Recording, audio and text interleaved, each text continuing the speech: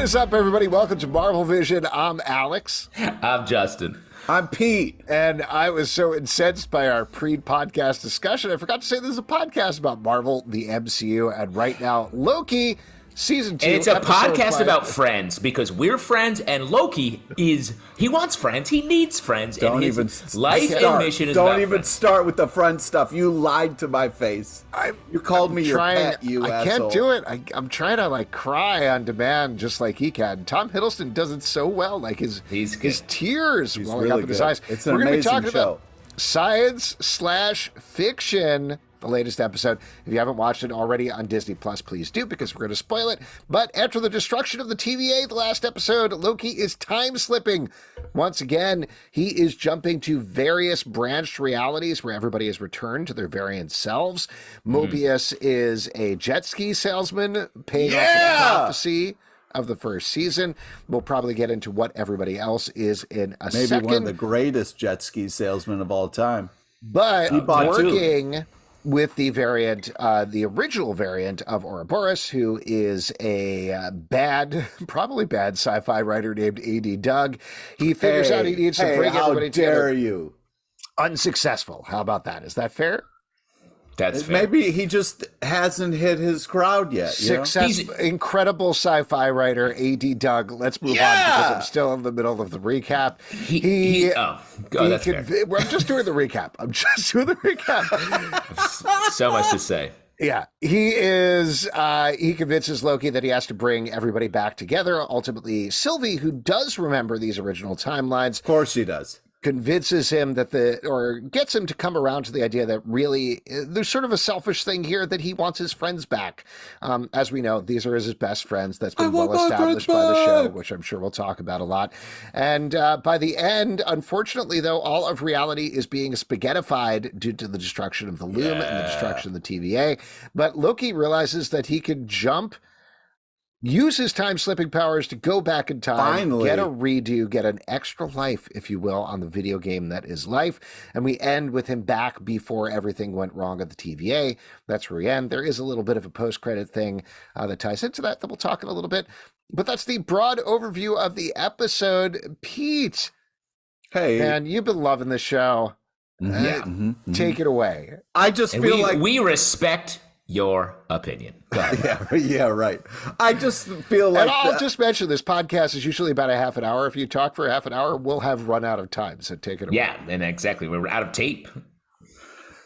Please excuse me killing his name, but Kwan is just unbelievable. And he I makes like it to call worth him it alone. Data, like his character from Star Trek. Hey, do whatever, call him whatever you would like, as long as you're doing it in a way that is holding him up. That's all I care about. Call him whatever you want. I think that he makes it, this dry delivery of these moments, it's just so much fun. It's hilarious. He's killing it, and it's awesome to have a show that showcases him in this way. I'm having a blast with it. Oh, that was not a half an hour. That was like a minute and a half, Pete. You only talked about just you really one character. Fucked yourself there, I got to be honest, because now we have all this time for us to talk. Justin, take it away. I mean, the thing is, I'll say it nicely. This episode is better, I think, because we're getting into some emotional ideas here. My issue is the plot makes no sense to the point where it contradicts itself. Let's just take a small example on our guy Obi that we kicked the episode off with. What was his scam with the bookstore? He brings his book in there, buys one, it's not in the system, and then what? How is he selling his novel more? Where's his success in bringing books, buying one of them, getting caught immediately? He's supposed to be a genius. He teaches the internet. He teaches physics. He teaches physics in Caltech. Excitement about it. He's like, "Oh man, you heard about this book? It's hard to get. I'm gonna buy one." Didn't make sense. I was like, this man's a crazy person. That's not how he. Zalman, when his books came out, he went and bought them. He bought a bunch of them. They were in the bookstore. On sale at they were there. They were there. That makes sense. Yes, there's That's a difference good scam. here too. We don't need to spend too much time on this, but like taking your book and leaving it on the shelves so people will buy that. I get that. That also makes talking sense. about it. But you're absolutely right. The idea of going up there and buying the stuff didn't make sense. That said, to complimentarily jump off of what Pete was saying, Kang Kwan, very funny in the episode. Love him. Oh my He's God. great. So So good. funny. His reaction when he's trying to talk to Loki about the book, and he's like, I think I have a copy around here somewhere, and there's piles of the book. He's like, oh, here's one. Yeah. Very funny. Lucky for you. Yes, this whole cast, very talented actors, Yes. working with some middling material. I think we can all agree. Yes. Nope. No? We did agree. We agreed for like pretty. We agreed for as long as this episode made sense. Also, we agreed for as long as Eugene this kills episode. it. Eugene kills it. Gene Cordero as Casey. Yes, come he's fun. on. His character doesn't make a lot of sense either. But What are you talking about? He likes to steal things. Well, that's fun. That's So- his exclusive character quality. Can I in this run episode. down? Can I run down what they try to everybody blame is in their quote unquote real timelines? So we Yes. got Casey is a prisoner at Alcatraz in San Francisco, California, 1962. He is actually. They don't say his last name, but he is actually a prisoner named Frank Morris, who is a real prisoner who escaped from Alcatraz, who committed a bunch of very serious thefts and crimes. So this is Supposedly. okay. Well, that's history. Morris's lawyer from 1962. Go to bat. Yes, he was thrown in jail. He escaped from jail. He was a serious criminal. This is very similar to when it was revealed that Loki was D.B. Cooper in season 1. So I think they're riffing off of that. Another thing that's a fun little riff here is when Casey escapes and they pull up on the beach, he says, come on, we got to get out of here. If they catch us, they're going to gut us like a fish. Back in the first season, if you remember, Loki came up and said something to Casey the first time he met him about a fish, and he said his line was, what's a fish? And he didn't know what a fish was. That was in the back of the first episode of the show. So fun little Easter egg Look, there. now he knows what fish are. Exactly. Just hold on a second. Character development. We're calling that an Easter egg? Sure. That he said the word fish twice in the show? Twice. Well, now he knows what a fish is. He did it, and now he does. Now he does. Okay. Man, yeah, this guy is- I think let me it's a just say, callback. the bar, gentlemen, the bar is quite low here. The bar That's is what- quite low, I think, on Easter eggs, to the point that they're like, check this out. Huh? And The fish bit? Yeah, the fish bit. That's more of a callback if you picked it up or not. I did actually like that. I know you're being very mean. But here's another one. Hunter B15 is a doctor, probably a pediatrician, I believe, in New York, 2012. We don't get a lot of that. But the weird thing to me about not talking more about who she is and what she's doing there, New York 2012 was the Battle of New York from Avengers. So it feels like there could be a connection there, but clearly there wasn't. How dope would that have been if she was treating people during and in the aftermath of the Battle of New York? That's exciting, especially because I think B-15 is a character that sort of has the heart of the show a little bit. She's the one that we really rely on and see the reflection of what's going on in her eyes. She humanizes a lot of it. And I just thought she's great and the actor's great. But in the show, the character did almost nothing in this episode and is like, her whole thing was like, we have to get back to our lives. Her life, she's just like, I'll leave it and sit in this giant hangar with these weird people for a while and not say anything and casually read this random book. I was like, what?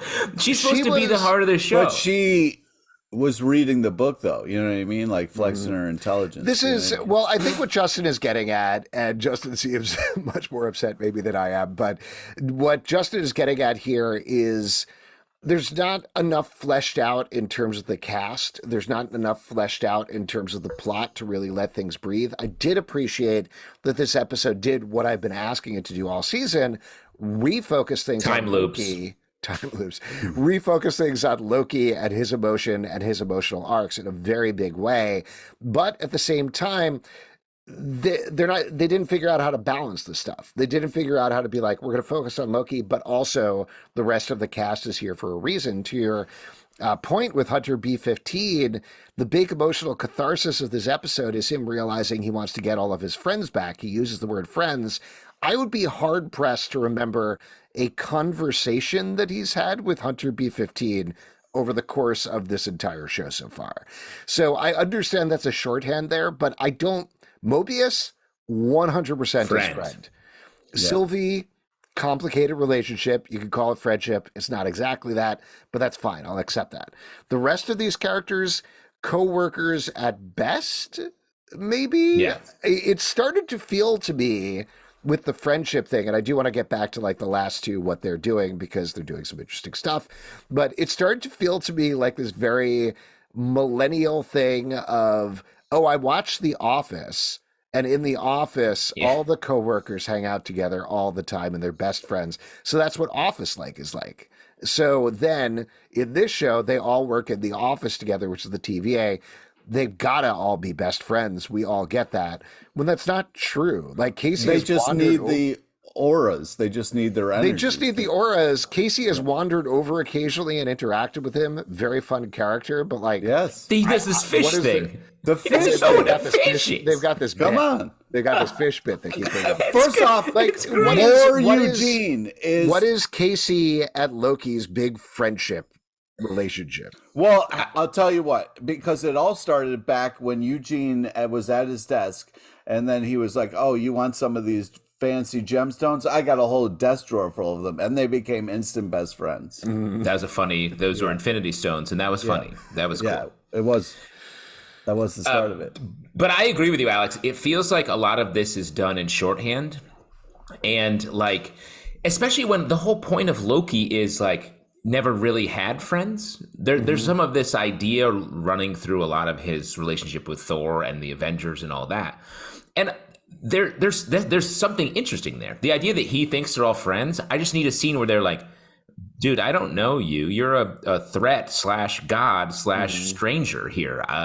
Like, I want that scene. And then him at the end being like, well, that's good enough for me. And then he has to save them. Well, like, and not to backseat right, but to jump off of what you're saying, a lot of people, and I don't want to yuck anybody's yum, but a lot of people have been reading romantic intentions into Loki and Mobius, and this episode in particular. I don't necessarily see that.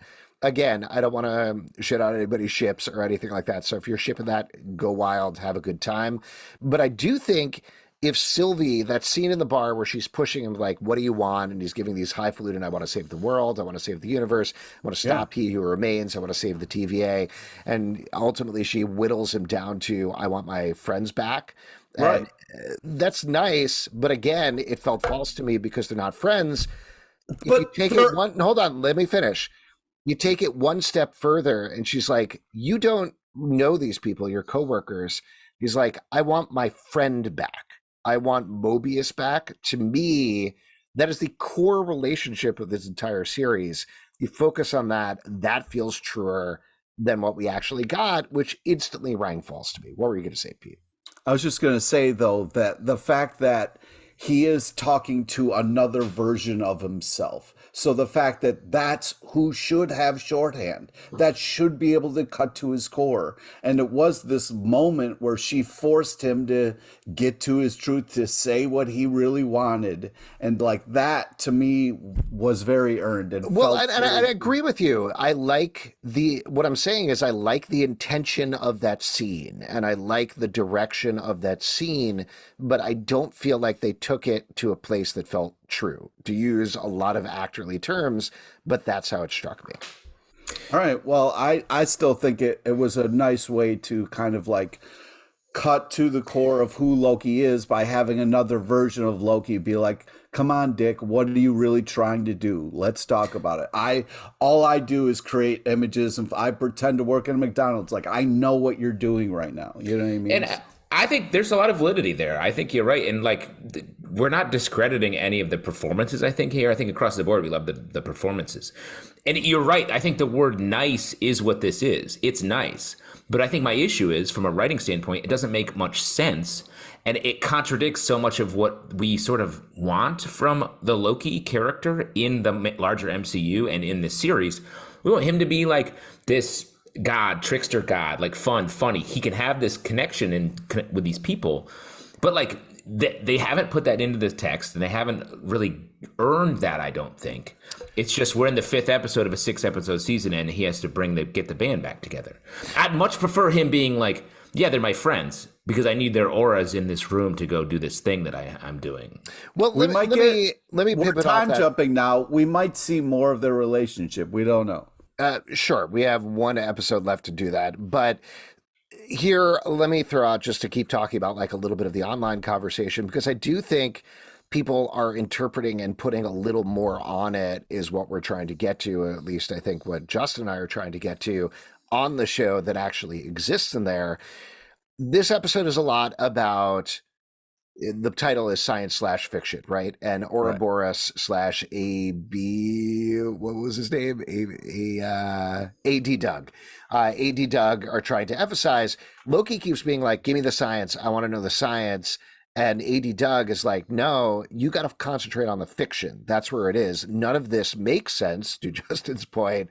This is impossible. So you got to focus on the impossible instead of what's possible. And that's ultimately, cool. That's cool. That's eventually what Loki comes around to when he gets control of these time slipping powers. What a lot of people have pointed out online is there was this evolution in Marvel Comics of Loki from the god of mischief to the god of stories. That's something that's played into a lot of the recent text with Loki in the comics, which is what I think they're riffing off of here. I don't think they explicitly call him the god of stories, but they definitely talk around that in a certain way. But if you look at any of the stories where he is acting as the god of stories, he has this strut to it. He still is essentially Loki. He's got that wink, that twinkle in his eye at the same time. When he is owning his own story, he's telling other stories. He's manipulating stories in some way. Even if he's being heroic, like straight up heroic or anti-heroic, there's still like agendas on agendas on agendas. And correct me if I'm wrong, Justin, but I think that's what you're missing here is this feels like a different character to me. They've given him a very typical hero arc instead of what should be a Loki hero arc. I agree. And I also, just this season in general has done so much heavy plotting that we've lost Loki. We've talked about that in previous episodes. And all that story, this episode, I think, had the potential to be great and interesting. But it's almost like and interesting. We're stuck in this hangover from all of the information. Have you ever like had too many drinks, alcohol drinks? No, and the next morning you wake up and you're like, my head. Oh, I have to deal with the repercussions of my actions from last night. That's what this feels like, where they're like still vaguely concerned with all this time loop, the loom and all that. But now they're sort of into emotions. And I'm like, you never set any of this up. You're doing all the science stuff. You're still talking about the science stuff when there's a story of emotions right here that you could be getting to. What about when Owen Wilson is on his jet ski and he's having his moment and his theme music is playing and it's like this thing and you realize he's not really, he's a jet ski salesman, like, and he's still got that much joy from that moment. I thought that was a really hilarious choice, that this love of jet ski comes from a guy who maybe hasn't even rode a jet ski on the water before. Do you think, though, that he sort of hates them also because he has to spend every word coming out of his mouth trying to sell them? It seemed like he was in his happy place on top of that jet ski. So it seemed like he was all about it. And the fact that in another life, he's still talking about jet skis, to me says it was a good thing. It's fun. I think one positive about that is his performance, Owen Wilson's performance there reminded me of Dignan from Bottle Rocket. It felt almost like a sequel of it. I could imagine Dignan from Bottle Rocket ending up in this life of like having a couple kids and selling jet skis. So shouts to that. The only negative was I was like, the jet ski thing was a fun quirk for Mobius in relation to a larger story and all of the other stuff. All he talked about in this episode was jet skis, to the point where I was like, are you a Pokemon named Jetski? Give me something else, guy. No, how about, though, the fact that he loved his name? He was like, ooh, that's a cool name. That's my name. When a random man showed up at his actual home, and he's like, yeah, you're here for a jet ski, probably. I was like, what? Be normal. Be a human being. That is so powered on salesman. He's going to assume people want jet skis from him. Right, exactly. I'm an entertainment journalist. If a strange man comes to my house, I'm like, oh, come inside. You want to hear? I'll talk to you about TV. You're not a murderer. You don't kill my children. That is 100% powered by Owen Wilson being a charming man named Owen Wilson. So that I agree with you. Very fun. Just to set it up, glorious. it was Cleveland, Ohio, 2022. He was in a place called Piranha Power Sports. Very fun name. Loved the little, whatever they're called, windsock guys outside. There's like a great Yeah. shot of Loki coming out of his time slip doing Oh the yeah, windsock as thing. that was Very fun. fun. That was All, fun. all fun stuff. The TVA is gone. I think you mean ATV. ATV. Oh, great joke. Very joke. well. Good stuff. That's Yeah, good paying all attention good stuff. right there. Here was my bummer about it. My bummer about it, I know Pete doesn't like bummers, I'm sorry. But my bummer about it is Mobius has had this actually really interesting emotional arc over the course of the season where I believe it was last episode, he was called on it by Sylvie saying, why don't you want to go back to your timeline? Why don't you want to see who you were? And you could see this sadness and fear in his eyes. We didn't get the emotional resolution of that. Instead, he was That was all very clear right there. That he's up to his eyebrows in debt to jet skis. He owns 2 jet skis, and he's supposed to be selling jet skis. Like No. he is in crazy debt. We got to see, I don't even remember what his name is. I wrote it down somewhere, but whatever his real name is, we got to see that guy's reaction to his jet ski debt. You're absolutely right. We didn't get to see Mobius, the character that we followed now for over a season and a half, react to the fact that he is a jet ski salesman with 2 kids whose wife has left him or died or something like that. That's what I want to see. That's what I want to feel. I need to be able to. Might still be coming. Sure, but this would have been the episode to do that. Yes. So that was a bummer to me. The end. Yeah, and there was you calling out that ATV. I think you mean ATV line. I thought was fun. There were some other good lines in here, especially to your point, Pete, from the Kihiwi Kwan stuff with like, you're in control, so control your time slipping. Like there was some good. I like that thematic thing. And how about Mobius is my space name? That's a great line. That's was fun line too. He delivered the shit out of that. That was so fun. And getting back to our friends, Loki likes friends conversation, I think there was this idea that that Obi and Loki are having this conversation about, we need this unique collection of temporal auras to be together again. That's a signpost. That's a coordinate we can track back. I was like, that's such an interesting idea, like a physics quantification of what like a party is or what friends are. And like, that's a rich idea. And they did the beginning of it and the end, but they never made that connection for us. It didn't give us the middle. And it's just so crazy to me in a show that is about not having to worry. It's all middle. I was like, give us the part we want where we get the fun connections between people, between ideas, and we just get all beginnings and ends here.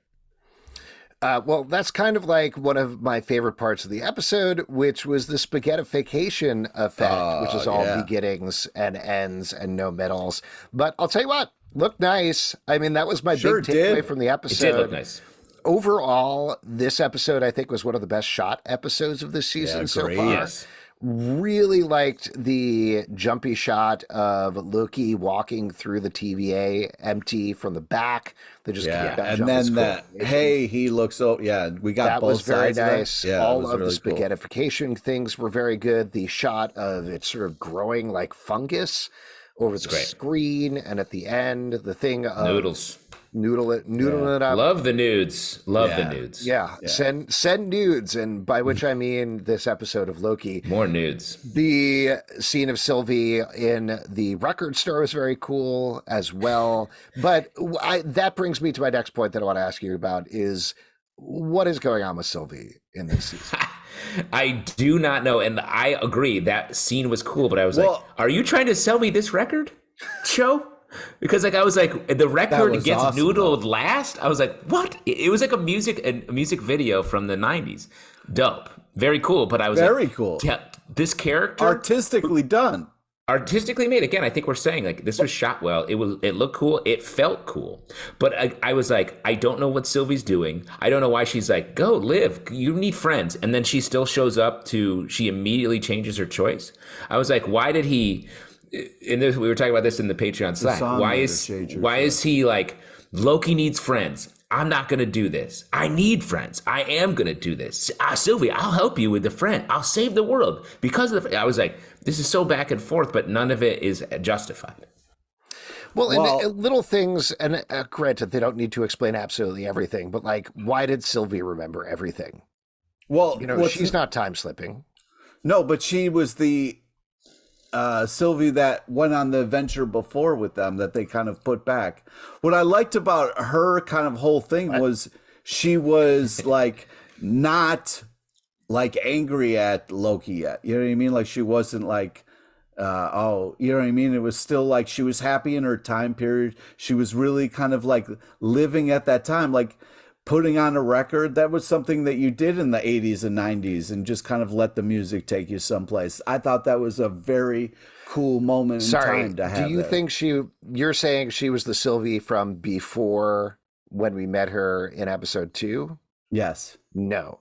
The reason she's not is before she's spaghettified in the record store, she's able to open the door and step through it.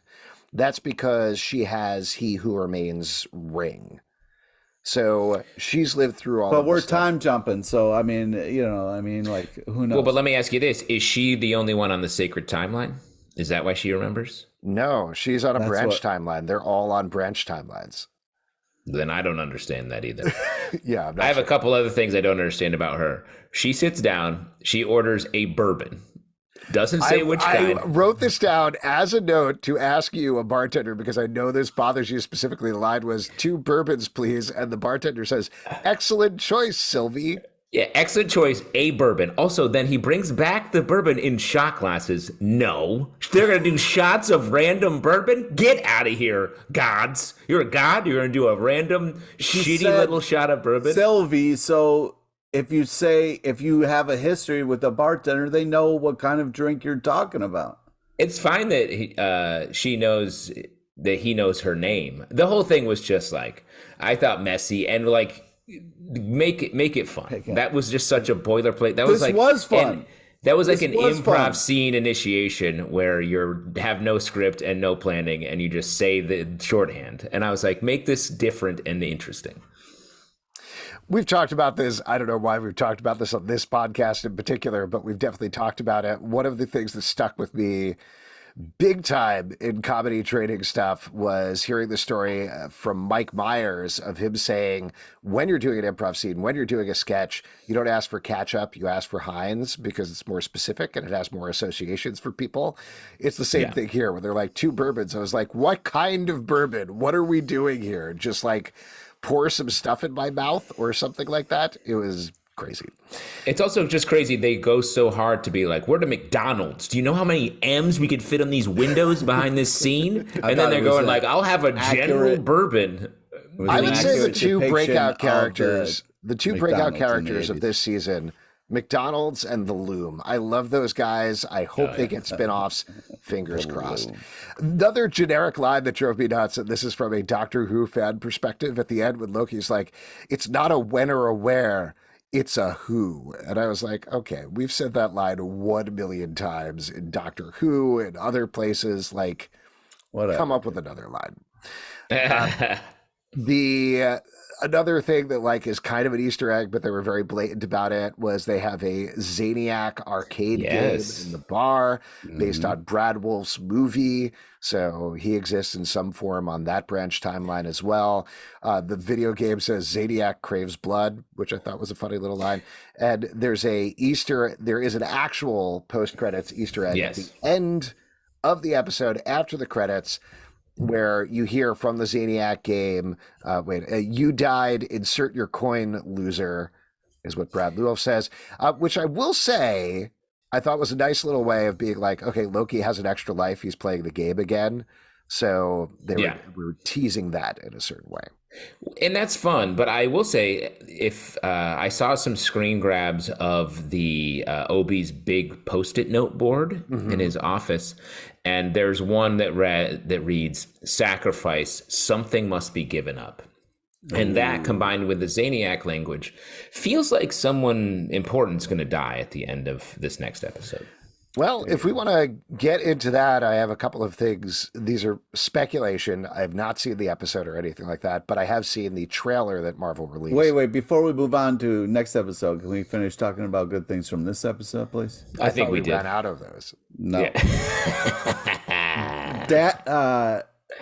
Data showing up just before Owen Wilson's about to die. Brent and Spider? and said, saves the day and then goes, now what? Was hilarious. Absolutely hilarious. It was just so well done. When Owen Wilson is going to die? What are you talking about? The spaghetti's coming and he thinks it's all over, and then Data shows up through the door and it's like, oh, it took me 6 months actually to get here. He saves the 18 day. months to make the He's device. like, all right, now what? He shows up and walks through and goes, now what? I was He just wasn't laughing. spaghettiing at that point. Well, whatever. It was a dramatic entrance. Okay. All right. All right. He saves the day. Owen Wilson was like falling apart. He was like, "Oh man, this is not." No, he going was just well." about to kill Loki. That's what was Yeah. going on there. Well, he saved the day. And it was a saved the hilarious entrance, and his deadpan delivery was just absolutely phenomenal. I did like that was a nice bit of time travel stuff. Yes. I've taken issue with sort of their light bit of time travel over the course of the season in particular. This isn't a heavy time travel show anyway, but things at the beginning, like doing one loop with Loki where Loki picks up the book and he sees himself and then he comes back later and does that. I was like, that's cool. Do that more. No, we're not. We're moving on. That's fine. But the thing where we leave Obi and Obi's like, how am I ever going to build a temp pad? That's going to take forever. And then him immediately doing it because he's like, no, actually, that took 18 months. Very fun. Very fun. Yeah. Got anything Yeah. more, Pete? Yeah. The whole part with Eugene where he was like, so you could go to a park? Casey. Yeah. And he was The like, bank. you could go to a bank. Just fun. Like he was getting to it. I really liked that. It was really great. Great. A great build up for that. I feel like this show is your like son or something, and you're like, yeah, he's really good. He's really good at it. He's doing a good job. Can we talk about some of the forward-thinking stuff for a second? I know that's jumping over to our vision board. This isn't necessarily things we want to see so much as things that may or may not happen. Now, in the teaser, they released a mid-season teaser for Loki showing off the final 2 episodes. Spoiler here, but they put it out, so whatever. You get to see Loki directing people, specifically Victor Timely, again, going through the bridge. So clearly they're time looping here. My pure speculation, I know I said this for this episode, but I really do think we're going to get like a Groundhog Day style thing where he's using his new time slipping powers to keep redoing it until he gets it right the next episode. But the big thing to tie into the sacrifice that you were mentioning is we do see a shot in that trailer of Loki, sans bulky suit, walking out on the bridge by himself in the middle of this time storm. So maybe Loki is going to die to save the TVA and do something purely selfless for the first time in his life. What do you think? It could be interesting. Yes, it could be interesting. I think maybe, but I also think Loki's not going to die in this television program with his name on it. But I think a Loki could die. Mm-hmm. Sylvie. I'm talking about Sylvie. Oh, you think Sylvie's going to die? No. Yeah, that's possible. The other thing that people have been throwing out there is on the advertising, there were a lot of shots of Loki in the classic, and I mean really classic, like green giant metal golden horns costume. Right. So a bunch of folks Just are like on suggesting, the cereal box behind just you. like on the cereal box behind me. The suggestion is maybe we are going to get him finally getting that throne and essentially being the king of the TVA and in charge of the TVA. And it could go in that other direction. That's a way of keeping him in the loop going forward for MCU stuff. One last thing I wanted to throw out at you guys that we haven't talked about yet on the podcast, but happened between the last episode, Loki, and this. There was a huge article that came out in Variety that was talking about the state of the MCU. There were a lot of things that went down there, but one of the big things that they were talking about is it sounds like behind the scenes they have finally been talking about the Jonathan Majors situation. And back in September, they had a creative retreat. They've thrown out a bunch of possibilities. Again, this is reported. There was nothing specifically sourced, but Variety is usually pretty locked up in vetting their stuff. The things that they threw out is they considered and talked about, should we recast him as Kang? They talked about, should we replace Kang entirely with Doctor Doom? Apparently that's something that they talked about back when Ant-Man and the Wasp: Quantumania did not do it nearly as well as they thought it was going to do. So it had nothing to do with Loki. But the last thing for this discussion that we're having right now is a insider who says they've seen the last episode of Loki, said after the place that they leave Kang at the final episode, Marvel, and this is their quote, is fucked, is what they say. So that to me implies that whatever happens to Loki in terms of a sacrifice, Kang is ascendant in some way at the end here. Again, what do you guys think about this? Any takeaways, any speculation? Yeah, I think that's based on that language. I think that's exactly. If I were the idea of pivoting to Doctor Doom is, I think, could be great, especially the idea of introducing Doom before the Fantastic Four, I think is actually a really smart move. We end up seeing Doom in all these Fantastic Four movies that have come before and a lot of iterations as sort of a side character and someone who gets like injured and then has revenge. The idea of him being a top tier villain first and then bringing a Fantastic Four in is great. And like he could just replace very easy. Let's just move off of this. And the Jonathan Majors personal life stuff aside, I also think from just a character point of view, Kang's a little burnt. Their plan of having him just be everywhere and defeated a bunch and then he keeps coming back, it doesn't work, I don't think, narratively. We've already seen him be scary. We've seen him lose a bunch of times. What's going to make him new and different for when he comes for the big battle? We've seen it. So like, I think they should change. Yeah, they should bring back like evil clouds. You know what I mean? Like that was really a good. Well, let me throw something out at you that I was thinking around a little today, and I think this sort of contradicts the whole losing thing potentially. But if they do want to get rid of Kang, if they do want to pivot off of that, which to your point, I think is a very good idea. Obviously, we don't know how this is going to end up, but what about Loki as the big bad, right? Like if he ends up in charge of the TVA, obviously he's much better now. He has his friends, whatever we think about that. He's very close friend, Casey. Yeah, his friend. He's trying to steer the TVA in the right direction. But we could very easily see Loki manipulating things in the background or being like, no, everybody's messing up these timelines. You're making things far worse and far more dangerous. I got to get a handle on it. That leads us directly into a Secret Wars type situation. Everybody battling Loki in a really like epic battle. They've talked about in the Variety article, apparently they've been considering bringing back the original 6 Avengers actors. They haven't really had a better villain than Loki at this point. Like, why not lean into that? Well, I think, would it work? Could we ever see multiple versions of Loki in some sort of Marvel show or a movie? Could that ever happen? Probably not. I mean, I think they could definitely do that. The only thing is, like, we have done that. Loki has been the big villain.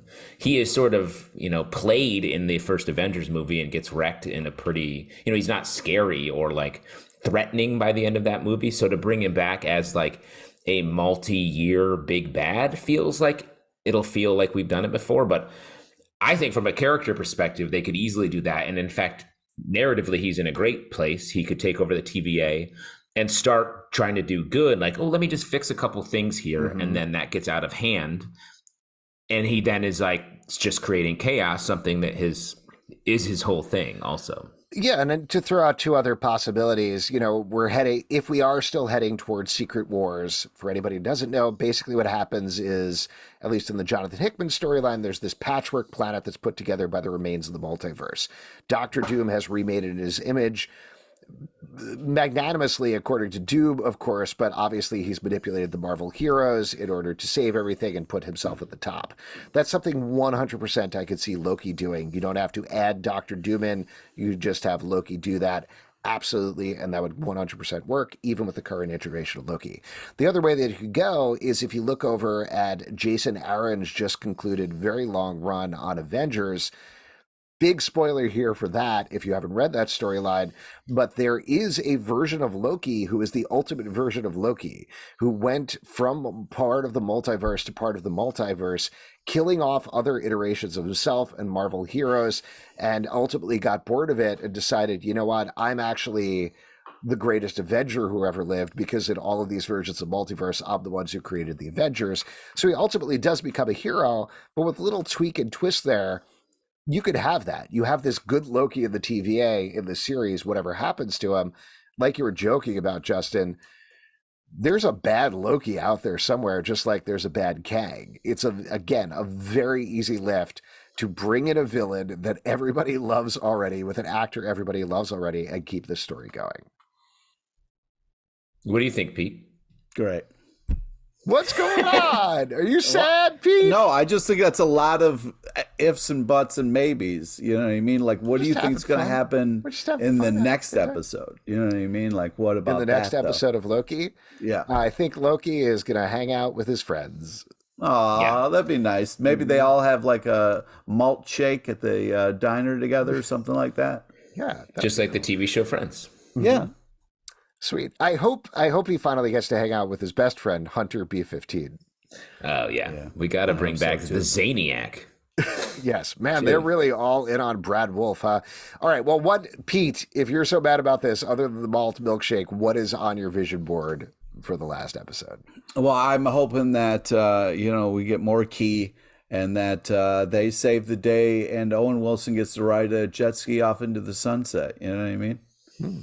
Cool. I think that's a good prediction, is Owen Wilson will ride a jet ski into a sunset. I think is a really strong choice, and I bet that will happen. I mean, I want them to not have to do so much story work in this last episode and really let Loki and the other characters breathe a little bit and just bring this to a nice close. Yeah, I agree on that. I mean, these actors are good enough, and I like these characters enough that I want to see some closure there, particularly because we know, or at least it was rumored, that these 12 episodes were kind of planned, at least in some sense, as we're going to do 12 episodes. So there's not necessarily more of this. There's not necessarily a third season. So what is the satisfying finish for these characters? And in particular, I want to know what's going on with Sylvie. Such a good character. Yeah. Her in the entire season, she's been like, I got to nope out of this and just hang out at my McDonald's. I'm good. Thanks so much, guys. And so sometimes you gotta go to your happy place. Not on a dramatic TV show where I need to know something about these characters' arcs. So give me something a little more with Sylvie in this final episode. We'll see what happens. One more week, folks, until the end of the MCU. Until then, if you want to support us, patreon.com/. No, not the end. Right after that is going to be the Marvels. So we'll talk about that as well. Yeah. Patreon.com/comic book club to support the show and all the shows we do. Apple, Spotify, Android, or the app of your choice to subscribe, listen, and follow. At Comic Book Live on Twitter, Comic Book Club Live on TikTok and Instagram, comicbookclublive.com for this podcast, many more. Until next time, stay marvelous. If you can't get me the worst shot of bourbon in the bar, at least send nudes.